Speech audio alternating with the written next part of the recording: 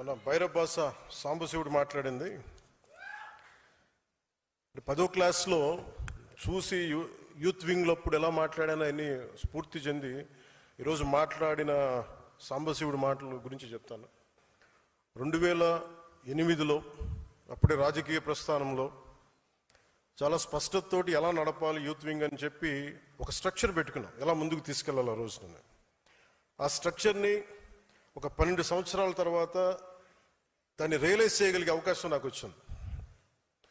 So ఇది అన్ని పార్టీలకు ఎంత ఉంటుందో నాకు తెలియదు, కానీ జనసేన, అందుకే నేను 12 సంవత్సరాలు ఎప్పుడు లూజ్గా వదిలేసాను. స్ట్రక్చర్ కాంక్రీట్గా ఫిక్స్డ్గా ఎప్పుడు ప్రయత్నం చేయలేదు. ఎందుకంటే ముందు నలగాలి మనుషులు అనుకున్నాను.